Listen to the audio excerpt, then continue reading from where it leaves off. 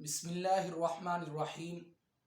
آج کی ویڈیو انتہائی درد دل کے ساتھ بنا رہا ہوں، کیونکہ بہت دکھ ہوا جب مجھے اس بات کا علم ہوا کہ بہت سارے لوگ ایسے ہیں جو استغفار کی تسبیحات کرتے ہیں اور وہ سمجھ یہ رہے ہوتے ہیں کہ جو ہم تسبیحات کر رہے ہیں یا کر رہی ہیں وہ صحیح ہے، حالانکہ حقیقت میں ان کلمات کے ساتھ استغفار کی تسبیح کہنا درست نہیں ہے۔ مثال کے طور پر دیکھا گیا ہے کہ بہت سارے لوگ استغفار استغفار استغفار اس طرح سے استغفار کی تسبیحات کرتے رہتے ہیں، عورتیں بھی اور مرد بھی۔ اور اسی طرح بعض لوگ صرف اور صرف استغفار استغفار کے کلمات کے ساتھ استغفار کی تسبیحات پڑھتے رہتے ہیں، جبکہ یہ دونوں طرح غلط طریقہ ہے۔ استغفار اور استغفار کسی قسم کی استغفار کی کوئی تسبیح نہیں ہے۔ در حقیقت استغفار کی تسبیحات کون سی ہیں؟ مثال کے طور پر استغفر اللہ، یہ بھی تسبیح ہے۔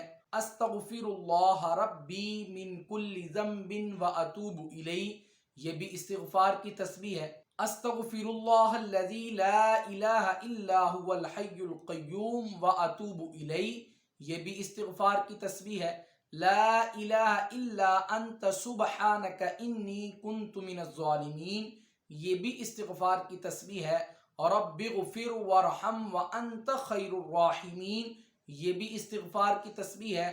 اللہم اغفر لی، یہ بھی استغفار کی تسبیح ہے۔ لیکن صرف اور صرف استغفار استغفار اور استغفار استغفار کہتے رہنا، یہ استغفار کی کوئی تسبیحات نہیں ہے۔ اب رہا یہ سوال کہ ان میں سے افضل اور بہتر کون سا استغفار ہے جو فضیلت کے اعتبار سے ہو۔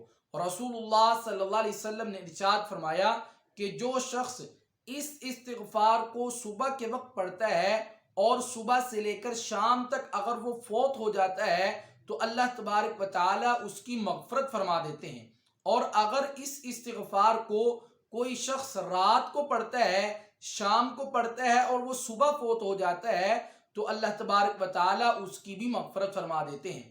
وہ استغفار اس کو سید الاستغفار کہا جاتا ہے۔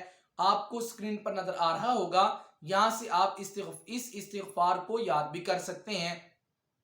اللہم انت ربی لا الہ الا انت خلقتنی وانا عبدک وانا علی عہدک ووعدک ما استطعت اعوذ بک من شر ما صنعت ابوء لک بنعمتک علی وابوء بذنبی فاغفر لی انہ لا یغفر الذنوب الا انت، یہ وہ استغفار ہے جو میں نے ابھی آپ احباب کے سامنے رسول اللہ صلی اللہ علیہ وسلم کی حدیث پاک بیان کی ہے۔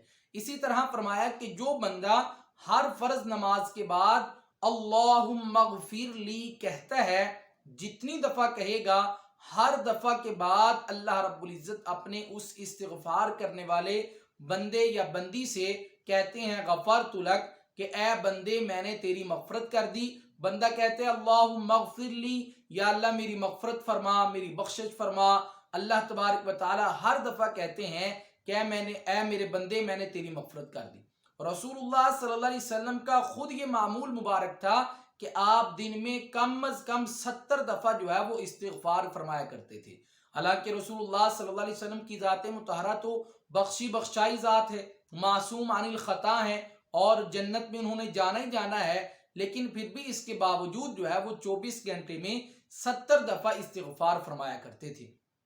فرمایا کہ جو بندہ مواظبت کے ساتھ استغفار کثرت کے ساتھ پڑھتا رہتا ہے، اس کی تسبیحات کرتا رہتا ہے، کوئی بھی تسبیحات، جیسے میں نے آپ احباب کے سامنے تمام کی تمام تسبیحات جو ہے وہ پڑھ کر بتلا دی ہیں، تو فرمایا کہ اللہ تبارک و تعالی اس کو غائب کے خزانوں سے وہم و گمان بھی نہیں ہوگا۔ اللہ تبارک و تعالی اس بندے کو، اس استغفار کہنے والے کو وہاں سے رزق عطا فرماتے ہیں۔ رزق کے ہی پیچھے جو ہے وہ آج مرد بھی عورتیں بھی جو ہے وہ ذلیل ہو رہی ہیں، پیچھے بھاگ رہے ہیں اس رزق کے پیچھے۔ تو اس کا نسخہ آپ احباب کو میں نے بتلا دیا کہ جو استغفار کثرت کے ساتھ کرتا ہے، اللہ تبارک و تعالی اس کو جو ہے وہ غائب کے خزانوں سے وہم و گمان بھی جہاں نہیں پہنچتا بندے کا، وہاں سے رزق عطا فرماتے ہیں۔ فرمایا جو بندہ کثرت کے ساتھ استغفار پڑھتا رہتا ہے اللہ تبارک و تعالیٰ اس کی مصائب کو حل فرماتے ہیں، پریشانیوں کو دور فرماتے ہیں، اس کو مشکلات سے نکال دیتے ہیں۔